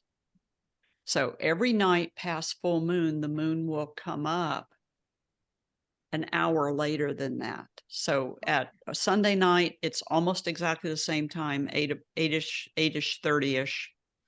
But then it's going to come up Monday night an hour later. So you need to check the times on that to make sure that you're getting the moon right. But this is what happens when on the official full moon night, once the moon comes up, that's when we get the moon in the black sky. The more telephoto you use, the better at this point, because you're not going to get any foreground. That said, there are a couple of times during the year, when the full moon, the official full moon night, comes up close enough to sunset that we still get it in a bit of twilight sky. A little tricky still, but we still get it in a bit of twilight sky. So you just need to check your time and date calendar to see what times the sun's going to come up and when times the sun's going to set and the moon is going to come up. No.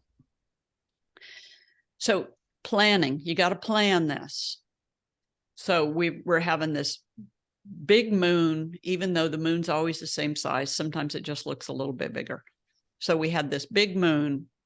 I needed to figure out, where can I go to get a clear, unobstructed view of the moon coming up in the compass direction that I need it to be. So you get your compass direction. And then for me, I just use a good old pen and pencil method, a paper map and a compass to figure out, well, okay, where do I need to be? This is the end of the Texas City Dike, which is a 5-mile dike going out into Galveston Bay.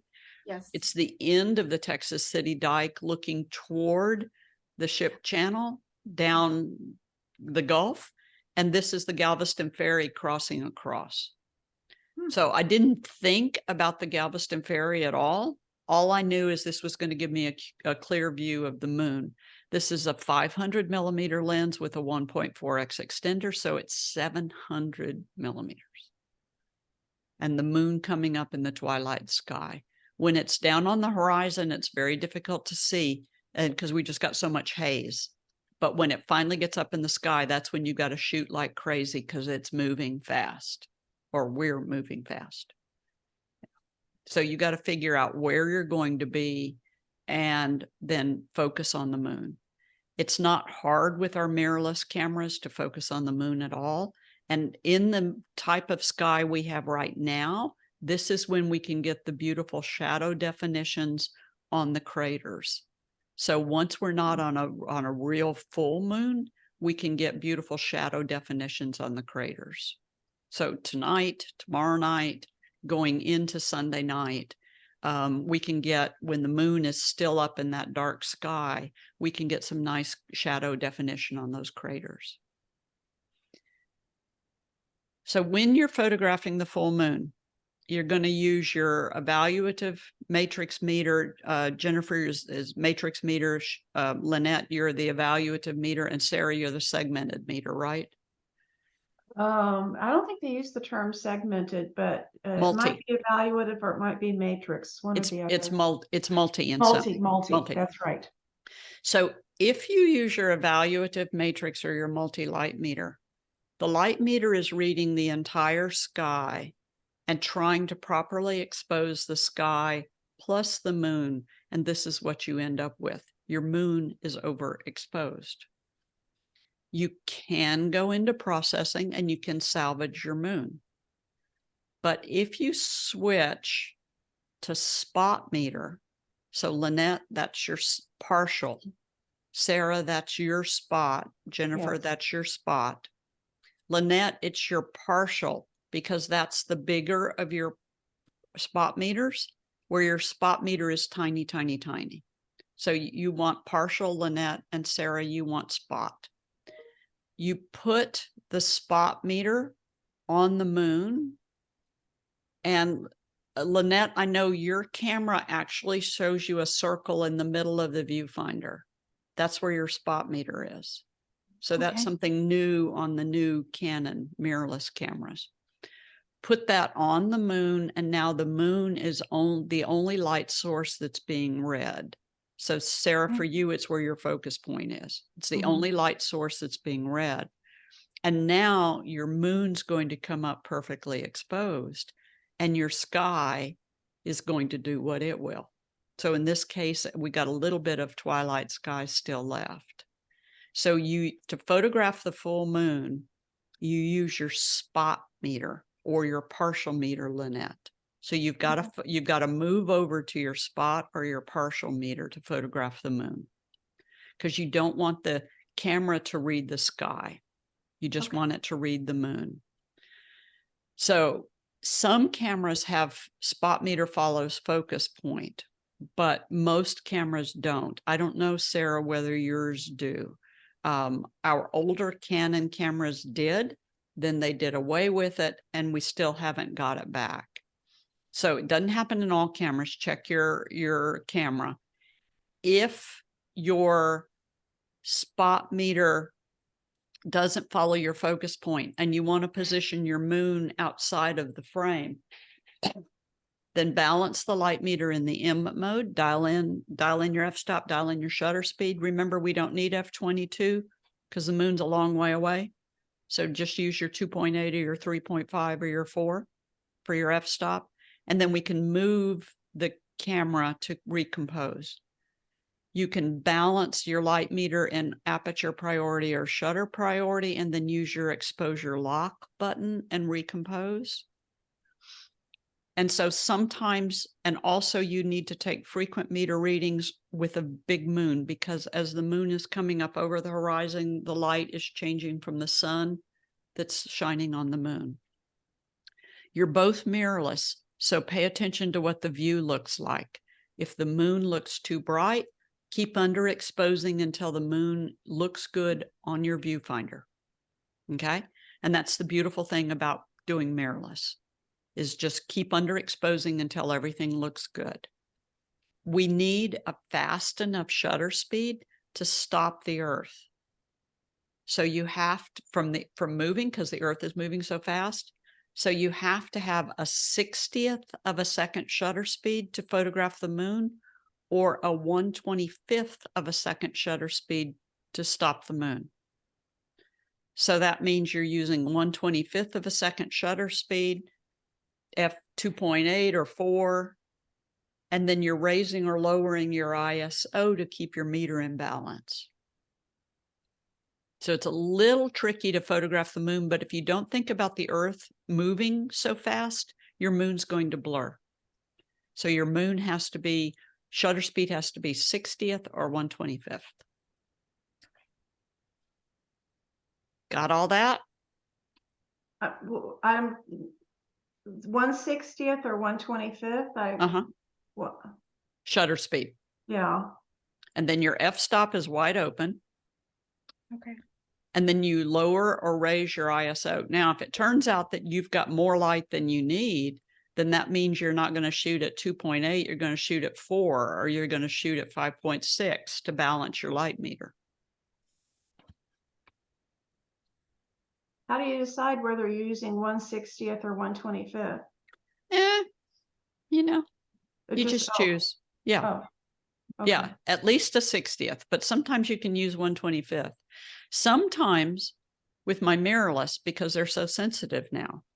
I've gone all the way up to 250 so that I don't have to raise my ISO or lower my ISO. So, you're just you're playing around with it, but just be sure that you've got a fast enough shutter speed to stop the earth moving. And by the way, I have photographed the full moon handheld with no tripod with the mirrorless. Well, at once, if you're at But it's you, Kathy. See, you got the 1/25th or the 2/50th of a second shutter speed, right? Yeah, Good. if You you're know? at 250th, Yeah. you Yeah. can The handhold. 50th, you can. You can Yeah. handhold it. So it's possible that we don't have to make a big production out of this thing. But if you want the foreground to be in focus, then we're playing a little bit more. Yes, go ahead, Sarah. Sorry. In order to get the bigger moon, have you used crop mode? You could use crop mode if you want. If you don't have enough magnification, then just go ahead and use crop mode. Yeah. The Or you biggest, I don't have an extender.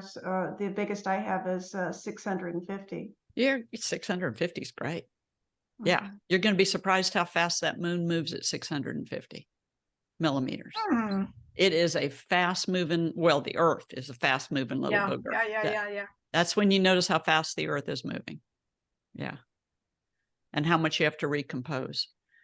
So when you're planning your shot, so here we are, I've got the group in Sevilla, Spain. I know we're going to have a full moon night. I do my compass directions. I figure out where the cathedral is so I can put the cathedral in the shot.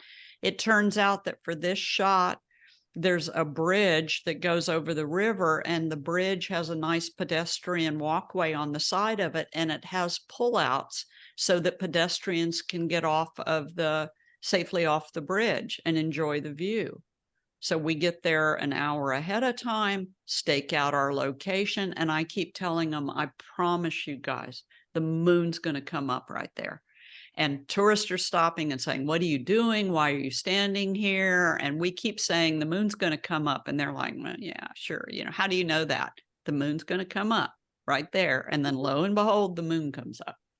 So you get yourself in position ahead of time. You figure out where you're going to be. And on your time and date charts, and once again, I use sunset time and date, the little paper thing off the internet. But you see that here the sun sets at 6:03, but the moon comes up at 5:08. That's an hour before. It doesn't do us any good. Sun sets at 6:04. The moon comes up at 6:11. That means sun's going down in one horizon, moon's coming up in the opposite horizon. Sun goes down in the west, moon comes up in the east. Always works that way. So this is the night that we would be photographing. The next night, sun goes down 1 minute later, 6:05, but the moon comes up 1 hour later. So the full moon comes up in practically a dark sky.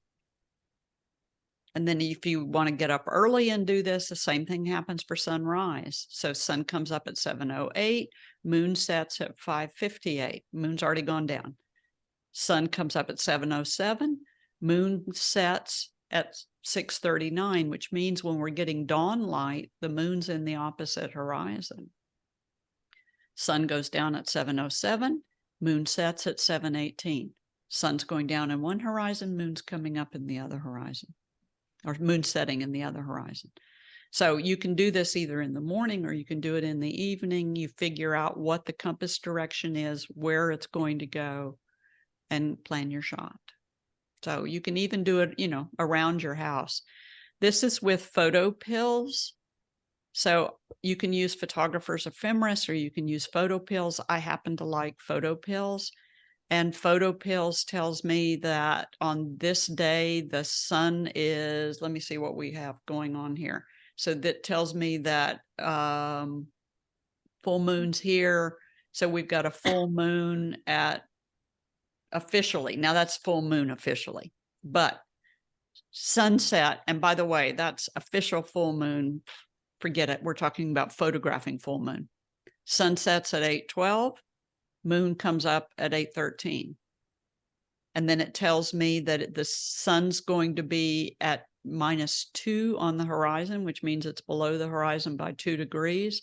And then the galactic center of the Milky Way comes up at 9:57.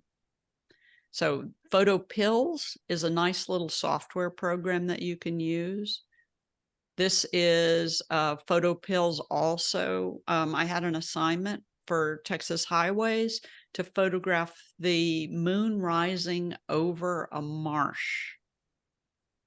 So I had to figure out where I could stand in the marsh and be safe, and my car be safe, and see the full moon rising the night before, of course.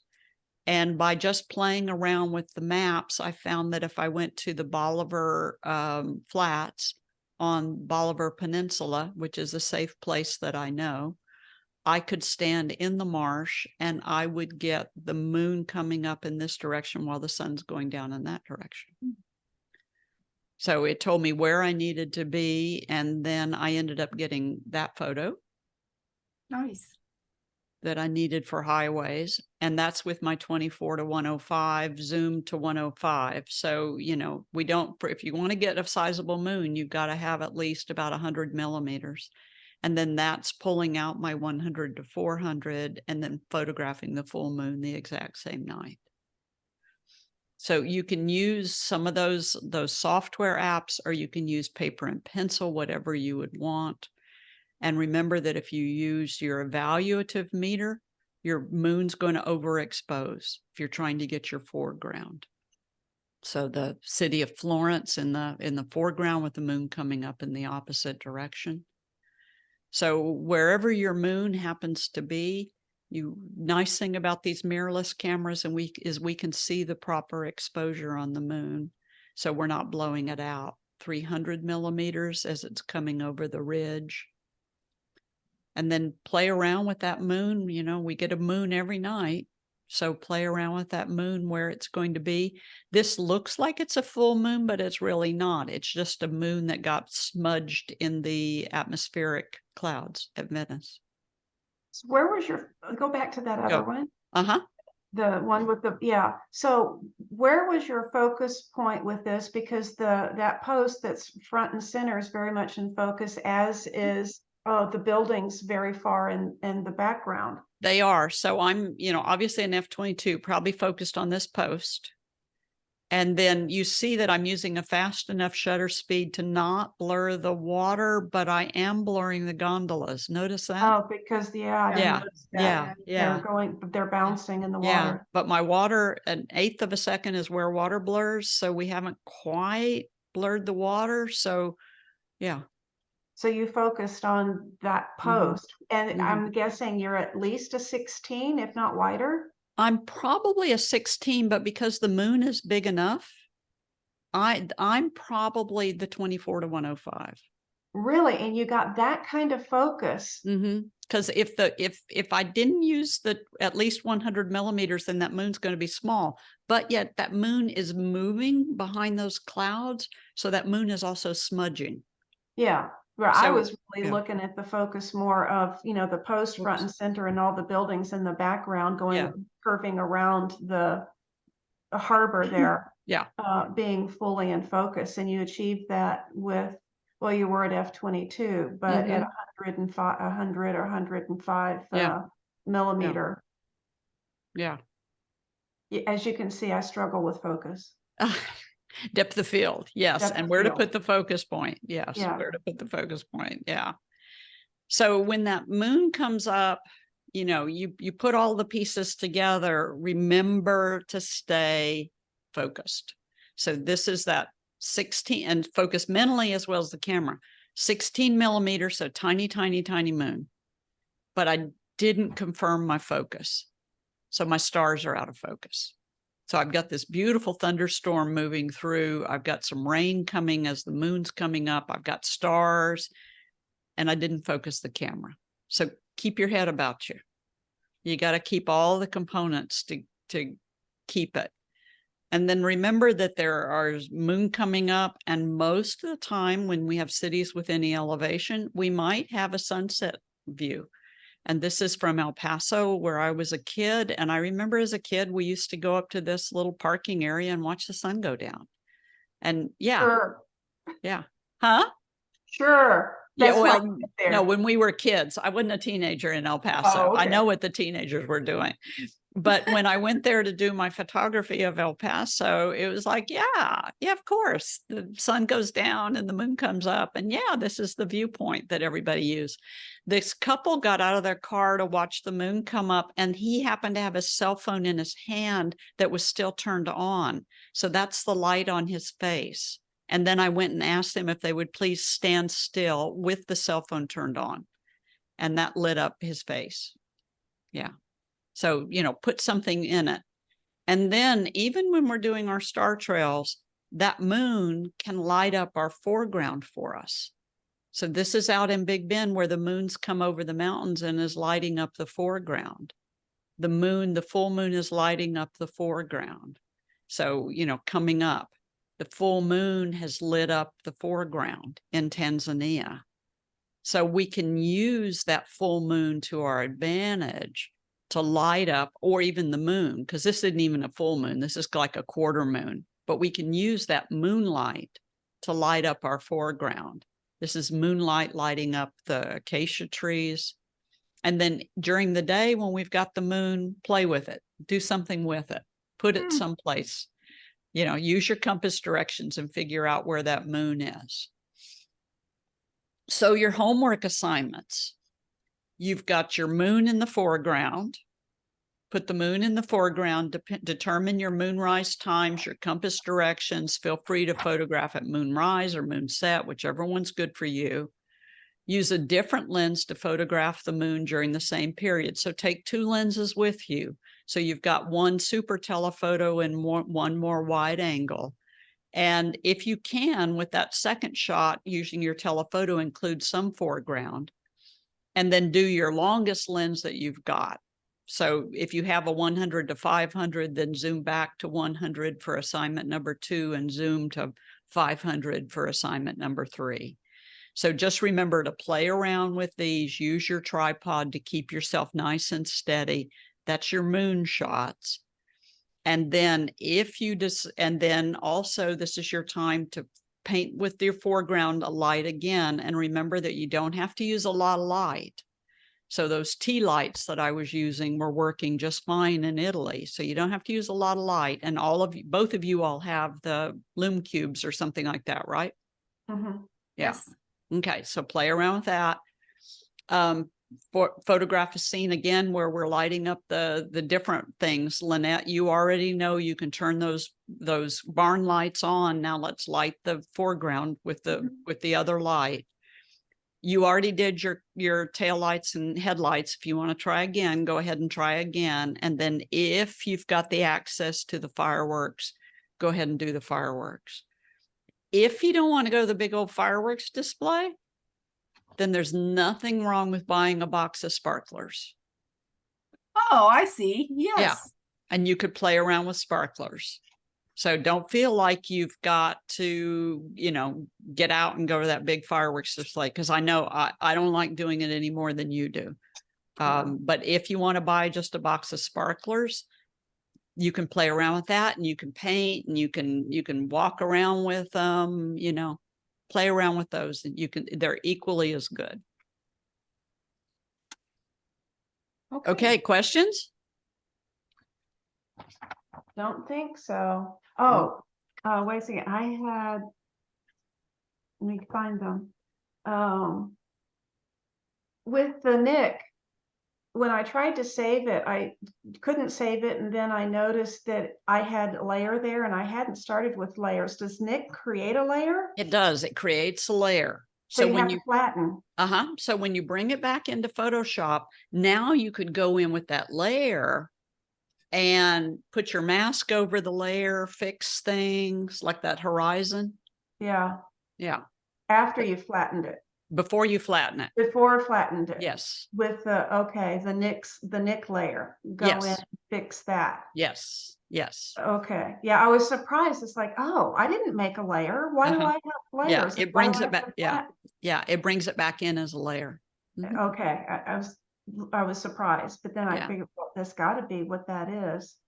And also remember, both of you, that when you flatten, if you look at your picture and you now say, I got a problem, go up to undo real fast and do undo, and it'll unflatten it Where is the undo? under edit, edit, undo. Okay, and so yeah, if you use a mask and then you just, and you decide that, oh, I just messed that up, I really ruined it. If I go to under edit, undo, that will undo that mask? yes. This is when you flatten. But yes, Yeah. even when you're working in a mask, Uh-huh. if you that's painted over something you wish you wouldn't have painted over, then go up to edit, undo, and mine undoes to 20 steps back. Okay. I was missing that Yeah. when I was working, and I'm like, how do I get rid of this now that I've done it? And sometimes if you ruin your mask, you can just throw your mask away. Click on the mask and delete. Start with a new one. Click on the little mask icon. Oh, And just throw it away. Yeah. okay. Give yourself a new mask, start over again. I thought I tried clicking on the mask icon, but I left click on it and I can come up to you right click on it and you can do undo. Okay. All right. Yeah. Still So many learning. things to learn. Still learning. Kathy, Yes. for all the photos for the moon, do you stay on the spot meter, partial meter? Okay. Yes. Now this is going to be a dumb question. Uh-uh. Where will I find my spot meter? So in my you look on the back of your camera, the LCD panel, push your Q button, and it's on the 3rd row. Oh, okay. So it's the icon, the evaluative is the icon for the rectangle with the parentheses and a dot in the middle of it. Just toggle over to there with your Q button. Okay. And then click on that and your spot meter's in there. Okay. Thank you. You're good. You're good. Okay. You all were good. Thank you very much. I love teaching you all. Sorry it took a little bit longer, but we had a lot to cover tonight. Oh, no. Yeah. Oh, it's great. Thank you. It is great. Thank you. You are welcome. Okay. You all have a good love time. all this learning. I do too. I love it. It's always good teaching you all. Yeah. Okay. I love it. Have a good day. You too. Enjoy yourself. Stay cool. Okay. Bye-bye. Yeah. Bye-bye. Oh no, I'm not going out anymore. Good night. Bye-bye. Take care. Bye-bye.